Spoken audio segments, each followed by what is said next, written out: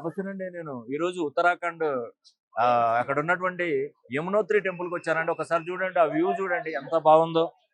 పదే పదే చెప్తున్నానండి, తులారాశి వారు ప్రపంచంలో ఏ మూలకు ఉన్నారండి. ఒక్కసారి యమునోత్రి దర్శించండి. మీకు రైట్ టైం స్టార్ట్ అయిందని మీకు తెలుసా? మే 15వ తారీఖు నుండి గురువు 9వ స్థానంలోకి వచ్చాడు. మీకు తెలుసా అది?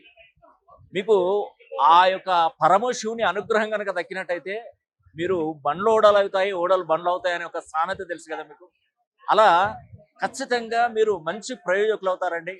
ముఖ్యంగా స్పెషల్గా తులారాశి వారు ప్రపంచంలో ఏ మూలకు ఎక్కడున్నా కూడా ఒకసారి ఈ యొక్క కేదార్నాథ్, బద్రీనాథ్, యమునోత్రి, గంగోత్రి ఈ చార్ధామ్ యాత్రకి ఒక్కసారి రండి. మంచి జరుగుతుంది.